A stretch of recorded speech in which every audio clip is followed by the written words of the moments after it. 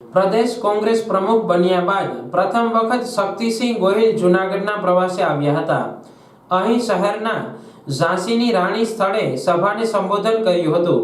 તેઓએ સંબોધનમાં ઉલ્લેખ કર્યો હતો કે જૂનાગઢની ભૂમિને તેઓ નમન કરે છે। લોક પ્રશ્નોને સરકાર સુધી પહોંચાડવાનો આજનો તેમનો કાર્યક્રમ છે। તેઓએ વધુમાં જણાવ્યું હતું કે કોંગ્રેસની સરકારમાં સામાન્ય લોકોની ચિંતા થતી હતી। જૂનાગઢ પંથકમાં પાક વીમાના નામે પૂરી માહિતી અપાતી નથી। મોંઘવારી બેફામ બની છે। હાલના સમયમાં આંતરરાષ્ટ્રીય બજારમાં ગેસની કિંમત ઘટી છતાં ગેસના બાટલાની કિંમતમાં વધારો થયો। કાળા ધન અને 15 લાખ બેંક ખાતામાં જમા કરાવવાના વાયદાઓનું કાંઈ જ ન થયું। હું હિન્દુ છું, પરમ તત્વ એક છે। ખાસ વાત તેમણે જણાવી હતી કે મોક્ષ પ્રાપ્તિ માટે ભગવાનની પ્રાર્થના હોય, મત માટે ન હોય, અને કામના નામે મત હોય, રામના નામે ન હોય। સંબોધન પૂર્ણ કર્યા બાદ ઝાંસીની રાણી સ્થળથી કલેક્ટર કચેરી સુધી પદયાત્રા સ્વરૂપે તેઓ કાર્યકર્તાઓ સાથે કલેક્ટર કચેરીએ પહોંચ્યા હતા, જ્યાં શહેરના પાયાના પ્રશ્નો બાબતે આવેદન આપી રજૂઆત કરી હતી। સભા સ્થળે પહોંચ્યા પૂર્વ પ્રદેશ કોંગ્રેસ પ્રમુખનું શકરબાગ નજીક કાર્યકર્તાઓ દ્વારા ફૂલહાર સાથે સ્વાગત કરાયું હતું। આ તકે આગામી 22 જાન્યુઆરીના અયોધ્યા પ્રાણ પ્રતિષ્ઠા મહોત્સવ અંગે કોંગ્રેસના સ્ટેન્ડ અંગે નિવેદન આપ્યું હતું। પ્રદેશ કોંગ્રેસ પ્રમુખે વહેલી તકે જૂનાગઢ સિટી કોંગ્રેસ પ્રમુખના નામની જાહેરાત કરવામાં આવશે તેવું પણ જણાવ્યું હતું।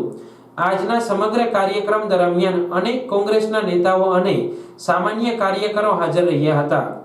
પ્રદેશ કોંગ્રેસ પ્રમુખ શક્તિસિંહ ગોહિલે જૂનાગઢના પ્રવાસમાં જણાવ્યું કે 22 જાન્યુઆરીના પ્રાણ પ્રતિષ્ઠા મહોત્સવને બીજેપીની ઇવેન્ટ છે। કોંગ્રેસમાં દરેકને પોતાના વિચારો વ્યક્ત કરવાની સ્વતંત્રતા છે। જૂનાગઢ ખાતે અમારો કાર્યક્રમ એ સ્થાનિક લોક પ્રશ્નોને સાંભળવા માટેનો અને કાર્યકર સંવાદ।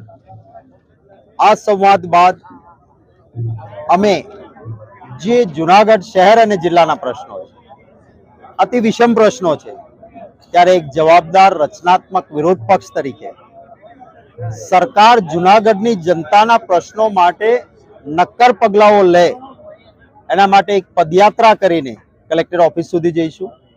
આ વ્યવસ્થા કરવા માંગતા નથી। કલેક્ટર ઓફિસની બહાર અમે ઊભા રહીશું પદયાત્રા બાદ, અને અમારા જિલ્લાના પ્રમુખ કલેક્ટરશ્રીને જઈને આવેદનપત્ર આપશે। જૂનાગઢમાં માલધારીઓનો મોટો પ્રશ્ન છે। ભૂતકાળમાં કોંગ્રેસની સરકારમાં ઘાસ માટે એમને પાસ આપવામાં આવતા હતા, આ પાસ બંધ કરવામાં આવ્યા છે। જૂનાગઢ શહેરમાં ભારતીય જનતા પાર્ટી સાથે મેળાપણું કરનારા લોકોએ આડેધડ દબાણો કરેલા છે, અને પરિણામે પાણીના વહેણ પણ રોકાયા છે। થોડોક વરસાદ પડે અને પાણી જૂનાગઢમાં નાના વેપારીઓ, ઘરમાં રહેતા લોકોને તકલીફ પડે છે। ખરા અર્થમાં જે ગ્રાન્ટ અમારા ધારાસભ્ય ભીખાભાઈએ પૂછેલા પ્રશ્ન પ્રમાણે 7,700 કરોડ અહીંયા આપવામાં આવી, પરંતુ ભય મુક્ત ભ્રષ્ટાચારમાં એ પૈસા ખવાઈ જાય છે, અને રસ્તા, નળ, ગટર અતિશય ખરાબ પરિસ્થિતિ। ખેડૂતોને અતિવૃષ્ટિમાં પારાવાર મુશ્કેલી થઈ છે। માલધારીઓના માલઢોર તણાઈ ગયા છે। યોગ્ય વળતર હજી સુધી મળ્યું નથી। મોંઘવારી છે। રાજસ્થાનમાં ચૂંટણી ટાઈમે 400માં ગેસનો બાટલો, તો આટલા વર્ષોથી ગુજરાતના લોકોને 1100માં કેમ લૂંટાય છે? આનો જવાબ ભારતીય જનતા પાર્ટી આપવો પડે એવું લોકોની વાયકા છે। લોકો કહે છે કે શા માટે અમે મોંઘવારીનો માર ઝીલીએ? શિક્ષણ મોંઘું, સામાન્ય માણસને સાંથણીની જમીન નહીં, માલધારીઓની સમસ્યાઓ, જે આમ જનતાના પ્રશ્નો છે અમારા આવેદનપત્રમાં સાંકળેલા છે, અને એ આવેદનપત્ર આજે આપીશું।